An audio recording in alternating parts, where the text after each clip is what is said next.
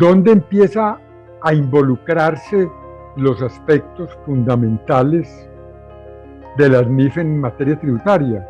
Entonces lo vemos aquí, la incorporación que hace la ley 1819 en su artículo 22, incorporando al estatuto tributario el artículo 21-1, un artículo que es el 21-1, ¿sí?, donde lleva la información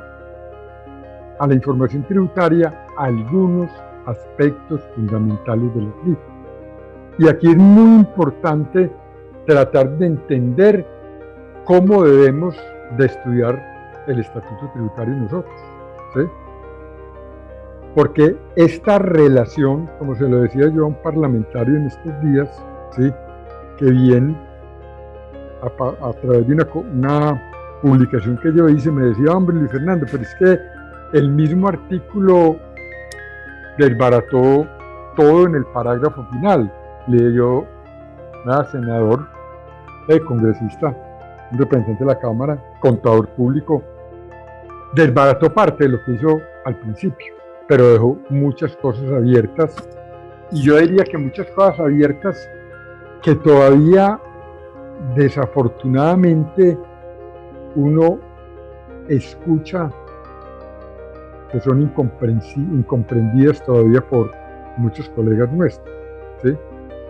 Le damos con detenimiento a este artículo, o al menos en la primera parte del artículo y la parte final, tres partes del artículo, el único inciso que tiene, y dos parágrafos. Miremos qué dice el artículo 21-1 del estatuto. Para la determinación del impuesto sobre la renta y complementarios, entonces, primer aspecto fundamental, solamente esto que va a decir esta norma es para el impuesto de renta y complementario, y solo para el valor de los activos, los pasivos, el patrimonio, los ingresos, costos y gastos, que yo abro un paréntesis ahí, son los elementos de los estados financieros, y los elementos de un Pareto que hay en materia tributaria, que es patrimonio bruto menos deudas, patrimonio líquido, y la depuración de la renta, ingresos menos costos menos deducciones, ¿sí? Entonces le dice: los contribuyentes obligados a llevar contabilidad, los sujetos pasivos de ese impuesto obligados a llevar contabilidad, aplicarán los sistemas de reconocimiento y medición. Entonces ya tiene dos elementos que traen las NIF sobre cada uno de estos elementos: reconocimientos y medición, de conformidad con los marcos técnicos normativos contables vigentes en Colombia, o sea, las NIF.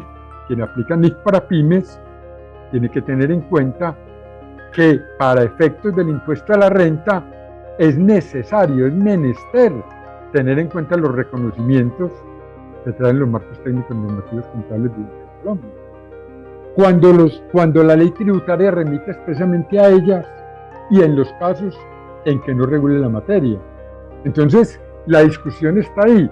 Es que por sí mismo el artículo 21 está haciendo una remisión ya a las NIF. Está haciendo una remisión a las NIF. Pero a renglón seguido le dice: en todo caso, la ley tributaria puede disponer en forma expresa un tratamiento diferente de conformidad con el artículo 4 de la ley 1314 que vimos ahora, ¿sí? Entonces, ojo, ¿qué está haciendo este artículo? Le está diciendo: vea, usted, contribuyente del impuesto a la renta, solo para efectos del impuesto a la renta, usted que es obligado a llevar contabilidad, solamente usted que es obligado a llevar contabilidad y que es contribuyente del impuesto a las rentas, va a tener en cuenta los marcos técnicos normativos contables en los activos, en los pasivos, en el patrimonio, en los ingresos, en los costos y en los gastos. Va a tener en cuenta esos tratamientos de NIF en materia tributaria.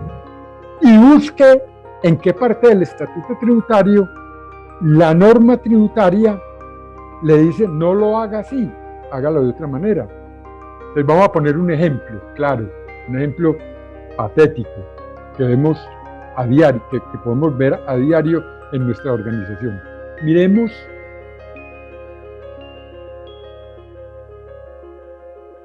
la venta de un activo fijo, venta de un inmueble. supóngase que el inmueble se vende en los últimos días del mes de diciembre, ¿sí? En los últimos días del mes de diciembre. Y resulta que no se alcanza a hacer la escritura pública, pero se hace la entrega del bien y hay un contrato de compraventa, ¿sí? Entonces, ¿cuándo y cómo reconocer? ¿Y qué reconocer? ¿Sí? Entonces me dice la norma internacional, me dice, venga, como usted ya se desprendió del bien, ya entregó el bien, ya no tiene riesgos, los riesgos los tiene el que compró, entonces ustedes desde el punto de vista de la NIF, regístreme la venta, porque para mi NIF no me interesa la escritura pública, no me interesa que se haya firmado escritura pública, criterios de esencia sobre la forma, esencia de la transacción. Pero viene la norma tributaria y le dice, no señor, expresamente la venta de activos fijos en el artículo 28 le dice que tributariamente usted la debe reconocer en la fecha de la escritura pública. Entonces, claro, nos encontramos con que en NIF tenemos una venta materializada, pero desde el punto de vista tributario yo no tengo materializada la venta. Ahí tengo, en términos de reconocimiento, una asimetría, que en mis estados financieros yo no voy a tener un activo, propiedad, un bien inmueble, porque ya lo descargué, lo vendí, recibí la plata, lo entregué, no he hecho el traspaso, que es la parte formal, y desde el punto de vista tributario le dicen, no, es que aquí no hay venta. Entonces ahí tenemos dos transacciones que se reconocen en momentos distintos en la NIF, porque al principio de este artículo le dicen, no, es que en los activos tenga en cuenta las NIF, pero en cualquier caso la norma tributaria lo saca y resulta que el artículo 27 y 28 del Estatuto Tributario, cuando habla de los ingresos en venta de bienes inmuebles, le dice que los ingresos se materializan al momento de la escritura pública, ¿sí? Al momento de elevar la escritura pública. Entonces lo sacó del tratamiento general, Entonces tengo una diferencia en una partida conciliatoria. Es factible que yo en mi estado financiero tenga una utilidad o una pérdida por venta de ese activo fijo. Y desde el punto de vista tributario yo no tengo la utilidad o pérdida de fijo. Entonces si yo tengo una utilidad, voy a comparar que en NIF no tengo activo y tributariamente sí tengo un activo. Hay una diferencia por reconocimiento, ¿sí? Esa diferencia me va a afectar los aspectos tributarios a futuro. Claro, cuando usted registre la venta en el año siguiente desde el punto de vista tributario, ahí va a tener un impacto tributario. Bueno, entonces como eso va a tener un impacto tributario en el futuro, usted, señor contribuyente, usted, señor entidad, reconózcame el efecto de ese impuesto ya hoy, aquí en los estados financieros. Pero como no hay venta, no me lo reconoce tributariamente, pero me lo informa como una partida conciliatoria en el formato de conciliación fiscal. Me lo informa como una partida conciliatoria de una diferencia en un activo, ¿sí? Y me calcula el impuesto de renta diferido. ¿Cuál impuesto de renta diferido? El que usted va a pagar el año entrante cuando lo venda. Entonces me aplica la tarifa de impuesto que esté vigente para ese año gravable, ¿sí? Me aplica la tarifa de impuesto para ese año gravable. Ahora, hay que tener en cuenta, lógicamente, cuál es el costo fiscal, el valor patrimonial mejor de ese activo en la declaración tributaria, versus un valor cero, porque usted no tiene activo en el estado financiero, ¿sí? Para poder establecer esa diferencia, cómo le puede impactar la renta a periodo futuro, y lo va a comparar lógicamente con su precio de venta futuro y va a establecer sobre esa diferencia un impuesto en los estados financieros de hoy, porque usted ya reconoció su venta hoy, pero no ha reconocido el impacto tributario de la venta. Entonces hay una diferencia de impuesto diferido que usted está registrando en sus estados financieros y que lo va a materializar como impuesto en el año subsiguiente cuando materialice o realice la venta desde el punto de vista tributario.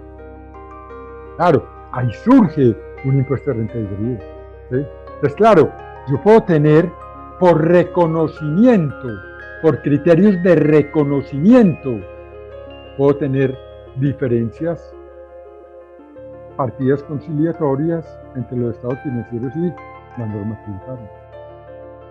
Esa diferencia es por una excepción de este inciso final, de este artículo. En todo caso, la ley tributaria puede disponer en forma expresa un tratamiento diferente de conformidad con el artículo 4 de la ley 1314. Le está diciendo, para ese caso, me reconoce el ingreso, la venta, en otro periodo distinto al que desde el punto de vista de la NIF usted tiene que aplicar, ¿sí? Porque hay una excepción expresa en la norma. Viene la pregunta, bueno, eso pasa con un bien inmueble. ¿Qué pasa con un vehículo? Si yo hago el vehículo y no alcanzo a hacer el traspaso ante el tránsito, ¿qué pasa? Es que la norma tributaria no ha excepcionado la venta de vehículos, como sí lo hizo en la venta de bienes inmuebles, en el artículo 28, ¿sí?, del Estatuto Tributario. Los vehículos que antes declarábamos la venta cuando hacía el traspaso ante la autoridad de tránsito, no, ya lo tiene que hacer tributariamente en el mismo momento en que lo debe reconocer contablemente, porque no hay una norma expresa que me excluya, ¿sí? Pero es que entonces yo voy a aparecer en el tránsito y me van a reportar. Sí, eso es lo que está diciendo la norma. Ahí sí me va a generar un problema, porque yo la retención en la fuente que me hace el tránsito me la va a hacer al año siguiente. Yo estoy declarando tributariamente el activo un año anterior al que se materializa la transacción con el registro ante la autoridad de tránsito, quien es el obligado a practicar la retención en la fuente. Entonces, claro, ahí hay un problema que se me va a generar en el periodo subsiguiente. Pero en el caso de los vehículos, yo debo reconocer con el mismo criterio. Y uno todavía ve colegas que venden vehículos, entidades, empresas, y entonces como no hicieron la transacción en el tránsito, no reconocen la venta. Y resulta que sí la tiene que reconocer por este artículo 21-1 del Estatuto Tributario, ¿sí?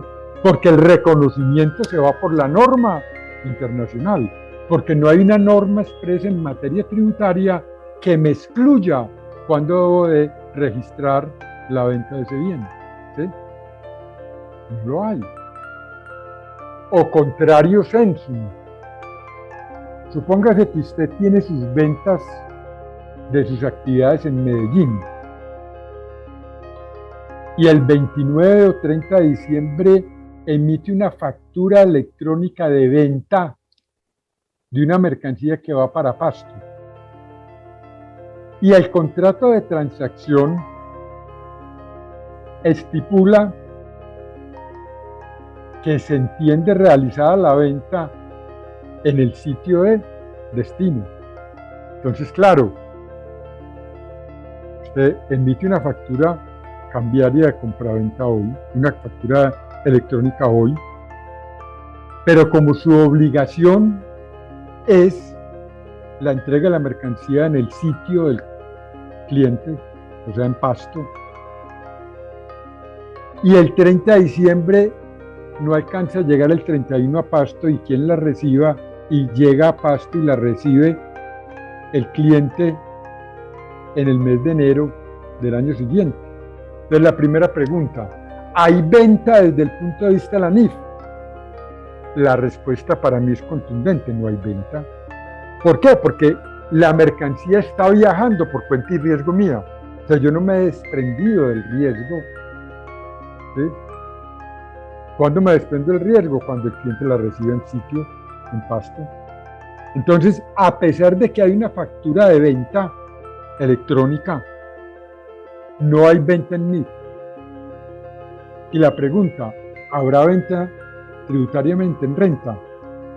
Y para mí la respuesta es tampoco hay venta en renta, porque se va por la norma, dice, debe tener en cuenta los reconocimientos de los marcos técnicos normativos contables. Pero entonces viene la tercera pregunta. ¿Hay venta para IVA? Y la respuesta contundente es sí, porque el Estatuto Tributario establece que se entiende realizada la venta para efectos del impuesto sobre las ventas en el momento de la entrega de la mercancía o la factura, lo primero que debe. Entonces, tengo una factura electrónica que no voy a poder incluir en mi declaración tributaria, que no voy a incluir en los estados financieros, pero que sí voy a incluir en el denuncio de impuesto a las ventas. Porque ese tratamiento de cuándo reconocer es solo para el impuesto sobre la renta y complementario. Y el IVA no es un complementario del impuesto a la renta. O sea, que el IVA tiene su propio tratamiento y el IVA va a seguir su propio curso. Y con toda seguridad va a tener una partida conciliatoria en la información exógena entre las bases de IVA y renta. ¿Sí? Ahora, ¿habrá impuesto de renta diferido ahí? No, porque no hay diferencia en el tratamiento contable y fiscal. Renta, fiscal, renta. Bueno, pero entonces hay un artículo que vamos a ver más adelante que dice, bueno, es que la declaración de IVA debe salir de los libros de contabilidad. Entonces usted tiene que registrar para IVA el ingreso, no registrar el IVA en renta y no registrar la venta en renta y no registrar la venta para los estados financieros. Y en ese caso, como lo tributario siguió la suerte de la NIF, ¿sí?, no habría impuesto de renta diferido. ¿Sí? No habría impuesto de renta diferido. Pero ¿cómo no voy a contabilizar una factura electrónica? No, es que no la puede contabilizar. Porque es que este artículo lo está llevando al tratamiento NIF. Entonces no habría impuesto de renta diferido. Porque no hay diferencias. No hay partida conciliatoria por ventas entre la NIF y lo tributario para ese caso de esa venta. Otra cosa es si yo cuando vendo no FOB, no CIF, sino FOB, vendo en sitio de mi planta, que ahí sí la cosa es distinta. Porque cuando yo le entrego al transportador o a la persona que manda a recoger la mercancía de pasto, yo ya transferí los bienes inherentes a la operación, ¿sí? Y ya obtuve el beneficio económico futuro. O sea, ya materialicé el ingreso. Y lo materializo para renta y lo materializo para los estados financieros, ¿sí? Y lo materializo para IVA. Entonces, no todo lo del IVA tiene que estar en renta y no todo lo de renta tiene que estar en el IVA. Y ni todo lo otro tiene que estar en los estados financieros. Porque aquí la norma lo que hizo fue un absurdo. Y lo acaba de complementar en el parágrafo primero del mismo artículo 21-1 del Estatuto Tributario, cuando cambia el criterio de la causación al criterio del devengo. Todavía escucha uno que es que la causación y el devengo es lo mismo. Eso es un problema semántico. No, eso para mí no es un problema semántico. Para mí es un problema de mucho fondo en la estructura, porque es que el mismo parágrafo me está dando los elementos para que sea distinto. Veamos. Dice parágrafo 1, los activos, pasivos, patrimonio, ingresos, costos, gastos deberán tener en cuenta la base contable de acumulación o devengo.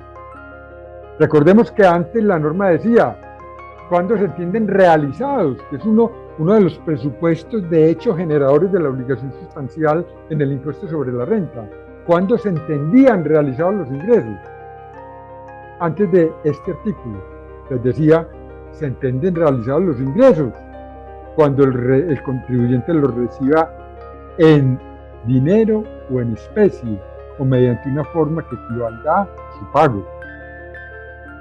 ¿sí? Se exceptúa de eso el procedimiento general los contribuyentes obligados a llevar contabilidad, para quienes se entiende realizado el ingreso cuando se cause. Y establecía la norma, la definición de cuándo se causa. Y decía, se entiende causado un ingreso, un costo, una deducción, cuando nazca el derecho a exigirse su pago, aunque este no se haya efectuado. ¿Sí? Ese es el concepto de causación versus el concepto de caja. Pero mire lo que hace la norma aquí en el parágrafo 1. Los activos, pasivos, patrimonio, ingresos, costos y gastos, o sea, los elementos del estado financiero y de las bases tributarias, deberán tener en cuenta la base contable de acumulación de devengo, la cual describe, entonces me la va a definir, la cual describe los efectos de las transacciones y otros sucesos y circunstancias sobre los recursos económicos y los derechos de los acreedores de la entidad, que informa en los periodos en que estos efectos tienen lugar, incluso si los cobros y pagos resultantes se producen en un periodo diferente. Hasta ahí coincide con causación. Pero miren lo que dice a punto seguido. Cuando se utilice la base contable de acumulación o devengo, una entidad reconocerá partidas como activos, pasivos, patrimonio, ingresos, costos y gastos cuando satisfagan las definiciones y los criterios de reconocimiento previstos para tales elementos, de acuerdo con los marcos técnicos normativos contables que le sean aplicables al contribuyente, al obligado a llevar contabilidad. Entonces venga, es que la causa, el devengo, además de contemplar la causación, se tiene que cumplir otros criterios, y es los criterios de reconocimiento y las definiciones de los elementos que están contenidos en los marcos técnicos normativos. Es que la causación no me contemplaba eso. Entonces, causación y devengo o acumulación no es lo mismo. No es lo mismo. Porque esa última parte de vincular a la definición y al criterio de reconocimiento no la tenía la causación. Pues para mí la causación no es lo mismo que el devengo. Es otro grave problema que tenemos en materia tributaria. Otro gravísimo problema que tenemos en materia tributaria. Y que nos empieza a generar grandes ruidos entre lo mercantil y lo tributario. Lógicamente, ya tenemos los tres elementos vinculados a lo tributario. Por un lado, el reconocimiento y la medición, y por otro lado, la definición, y vuelve y ratifica los reconocimientos. Y son 4 conceptos que se manejan desde los marcos técnicos normativos contables. ¿Sí? Entonces, claro, yo tengo que indagar cuando la norma tributaria me saca expresamente de eso, y cuando no me saque, le doy el mismo tratamiento, y entonces elimino asimetrías y elimino aplicación de impuesto de renta diferido. ¿Sí? Cuando los tratamientos son iguales. Ahora, ¿es bueno o es malo que el sistema tributario se ajuste a la NIF o que se separe? Todo tiene sus factores positivos y negativos, pero haciendo una evaluación del conjunto, a mi modo de ver, y ya es una posición personal, no es bueno. No es bueno. Para mí eso es un error del sistema tributario colombiano. ¿Sí? Pero es que dicen, pero es que mire el parágrafo sexto, que no lo traje. No me quedó aquí. Bueno. No me quedó vinculado, no sé qué me pasó. Permítanme ver si es que lo tengo oculto, si es que está oculto.